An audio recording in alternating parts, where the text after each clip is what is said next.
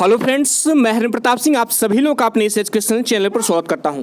Friends, आज हम लोग क्लास 12th के इंग्लिश सब्जेक्ट के लेसन होम कमिंग जो कि रविन्द्रनाथ टैगोर द्वारा लिखा गया है, इसके पैसेज नंबर फर्स्ट के रेफरेंस कॉन्टेक्स्ट और एक्सप्लेनेशन को स्टडी करेंगे। तो आइए फ्रेंड्स, हम लोग बिना समय गवाए शुरू करते हैं। देखिए, पैसेज नंबर फर्स्ट आपके सामने दिया गया है।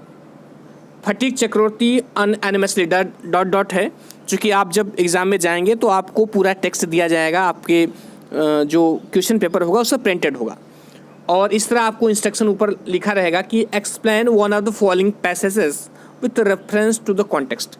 लिखा रहेगा कि आप जो है जो निम्न पैसेजेस दिए गए हैं उनमें से एक को एक्सप्लेन करिए। 2-3 पैसेज दिए जाएंगे, आपको उसमें से एक को एक्सप्लेन करना पड़ेगा रेफरेंस कॉन्टेक्स्ट और एक्सप्रेशन के साथ। तो हम लोग जो है इसका रेफरेंस कॉन्टेक्स्ट और एक्सप्रेशन देखने से पहले हम लोग जो ये पैसेज है इसको एक बार पढ़ेंगे, उसके बाद तो हम रेफरेंस कॉन्टेक्स्ट और एक्सप्रेशन देखेंगे। देखिए, पूरा पैसेज आपके सामने है जो फर्स्ट पैसेज मैंने दिया है जिसको एक्सप्लेन करना है।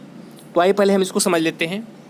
देखिए, लिखा है कि Phatik Chakravarti was a ring leader among the boys of the village. कह रहा है कि Phatik Chakravarti was a ring leader, एक रिंग लीडर था। रिंग लीडर मतलब एक सरगना, जो अपने गैंग का मुखिया होता है उसको रिंग लीडर बोलते हैं। कह रहा है कि फटीक चक्रवर्ती सरगना था किसका? Among the boys of the village. कह रहा है कि गांव के लड़कों के बीच, मतलब अपने गांव के लड़कों के बीच, मतलब वह गांव के लड़कों का जो समूह था उसका सरगना था। अ न्यू मिस्चीफ होता है शरारत। कह रहा है कि एक न्यू मिस्चीफ, एक नई शरारत गॉट इनटू हिज हेड, उसके दिमाग में आई। कह रहा है उसके सिर में या उसके दिमाग में एक नई शरारत आई। There was a heavy log. कह रहा है कि एक हैवी लॉग था। हैवी लॉग मतलब भारी लट्ठा, एक भारी लट्ठा था लाइंग, जो पड़ा हुआ था। कहाँ पड़ा हुआ था? On the mud flat. कह रहा है कि समतल कीचड़ में, ऑफ द रिवर, नदी की। कह रहा है कि इसमें एक भारी लट्ठा समतल जो है नदी के कीचड़ में पड़ा हुआ था। कह रहा है वेटिंग, जो और वह लट्ठा इंतजार में था, to be shaped into a mast. Mast में होता है मस्तूल, नाव का मस्तूल होता है। कह रहा है कि जो नाव का, फिर से देखिए, कह रहा है कि there was a heavy log. कह रहा है there was a heavy log, एक भारी लट्ठा था, lying on the mud flat of the river. कह रहा है जो नदी के कीचड़ में समतल पड़ा हुआ था, फ्लैट पड़ा हुआ था। कह रहा है वेटिंग, जो इंतजार में था, to be shaped into a mast for a boat. कह रहा है कि एक नाव का मस्तूल बनाए जाने के लिए। कह रहा है जो कि यहाँ सेप का मतलब आकार होता है, मतलब वहीं बनाया जाना। कह रहा है कि जो एक नाव का, जो एक बोट का मस्तूल बनाए जाने के इंतजार में था। उसका कहने मतलब था कि एक लट्ठा था जो नदी के कीचड़ में पड़ा हुआ था और जिससे जो है एक नाव का मस्तूल बनाया जाना था। ही डिसाइडेड, उसने निर्णय किया, दैट कि दे शुड ऑल वर्क, उसने निर्णय किया कि वे सभी कार्य करेंगे टुगेदर, एक साथ, to shift the log by man force. कह रहा है कि टू शिफ्ट द लॉग, उस लॉग को हटाने में, by main force from its place. कह रहा है कि मेन फोर्स तो एक साथ बल लगा करके इसके स्थान से उसको हटाने का प्रयास करेंगे। And to roll it away, और इसे धकेल कर दूर कर देंगे। एक बार मैं फिर से इसको रिपीट कर रहा हूँ। कह रहा है कि ही डिसाइडेड, उसने निर्णय किया, दैट कि they should all work together, कि वे सभी एक साथ काम करेंगे, to shift the log by main force. कह रहा है कि उस लॉग को मेन फोर्स मतलब एक साथ बल लगा करके इसके स्थान से हटाने में।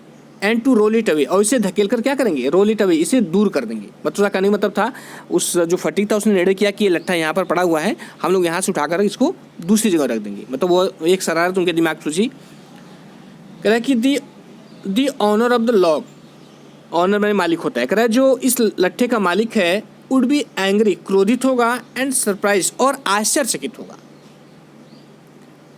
And they would all enjoy the fun, और वे सभी लोग जो है इस आनंद का मजा लेंगे। उसका कहने में वह जो है एक शरारत करना चाहता था, आनंद लेना चाहता था कि ये जो है ये लट्ठा यहाँ पर पड़ा हुआ है, हम लोग एक साथ बल लगा करके उसको हटा कर दूसरी जगह कर देंगे। जो मालिक आएगा वह यहाँ आएगा, जो जब अपना लट्ठा नहीं पाएगा तो आश्चर्यचकित होगा, क्रोधित भी होगा। तो वही कह रहा है कि तो हम सब लोगों को बड़ा मजा आएगा। कह रहे कि एवरी वन प्रत्येक व्यक्ति सेकंडेड मतलब एग्रीड, सहमत होना, प्रत्येक व्यक्ति सहमत हो गया द प्रपोजल, इस प्रस्ताव से, मतलब जो प्रस्ताव फटिक ने रखा उस प्रस्ताव से सभी सहमत हो गए। And it was carried unanimously, और इसे जो है सर्वसम्मत से मान लिया गया। अनएनिमसली मतलब सर्वसम्मत से, सभी की सहमति से इसको मान लिया गया। अब ये हो गया टेक्स्ट। अब आइए इसके रेफरेंस कॉन्टेक्स्ट और एक्सप्लेनेशन को देखते हैं। देखिए, सबसे पहले रेफरेंस लिखा जाता है। रेफरेंस में लेसन का नाम और राइटर का नाम लिखा जाता है। देखिए, लिखा है कि this extract has been taken, यह पैसेज जो है हैज़ बीन टेकन लिया गया है from the chapter the homecoming नामक चैप्टर से बाई रविन्द्रनाथ टैगोर, जो कि रविन्द्रनाथ टैगोर द्वारा लिखा गया है। बस आपको इतना लिखना है। और यहाँ पर जो ये जो इंस्ट्रक्शन दिया गया है कि दी एबव रेफरेंस, ऊपर का जो रेफरेंस है, will be used for all expression of the lesson. यह जो है ऊपर का जो रेफरेंस है वह सभी एक्सप्रेशन में यही सेम यूज होगा। ये जो यहाँ पर इतना है, ये सेम जो है जितना भी एक्सप्रेशन होगा उसमें यही यूज होगा, क्योंकि जो रेफरेंस होता है वो पूरे लेसन का सेम होता है। कॉन्टेक्स्ट जो है थोड़ा बदलता रहता है। रेफरेंस के बाद आता है कॉन्टेक्स्ट। कॉन्टेक्स्ट में हम क्या करते हैं कि जो भी हमको पैसेज या जो भी स्टेंजा दिया गया होता है तो उसमें जिसको एक्सप्लेन करना होता है उसकी हल्की सी जानकारी हम इसमें देते हैं। तो देखिए, इसमें लिखा गया है कि इन दिस चैप्टर, इस चैप्टर में the feeling of A 14 year old naughty boy, कह रहा है कि एक 14 वर्ष के लड़के की भावनाओं पर बहस किया गया है या विचार किया गया है, या डिस्क्राइब भी ले सकते हैं यहाँ पर। इस तरह भी ले सकते हैं कि इन दिस चैप्टर, इस चैप्टर में the feeling of A 14 years old naughty boy, कह रहा है एक 14 वर्ष के लड़के की भावना जो है हैव बीन डिस्कस्ड, इस पर डिस्कस्ड या हैव बीन डिस्क्राइब भी कर सकते हैं। इस पर विचार किया गया है, बहस किया गया है या वर्णन किया गया है। अब आइए इसके एक्सप्लेनेशन को देखते हैं। देखिए, सबसे पहले रेफरेंस, फिर कॉन्टेक्स्ट, फिर एक्सप्लेनेशन। एक्सप्लेनेशन में क्या करते हैं कि जो भी पैसेज या स्टेंजा आपको दिया गया होता है उसको जो है एकदम पूरी अपनी भाषा में उसको एक्सप्लेन करते हैं, उसको सरल बना करके। उसमें कुछ जो हेडिंग मीनिंग होती है उसको भी बाहर हम लाते हैं। देखिए, लिखा है कि Phatik Chakravarti was head of village boy, कह रहा है कि जो फटीक चक्रवर्ती था वह गांव के लड़कों का हेड था। हेड मतलब मुखिया था, सरगना था। अ न्यू नॉटीनेस, कह रहा है कि एक नई शरारत कम इनटू हिज माइंड, उसके माइंड में आती है।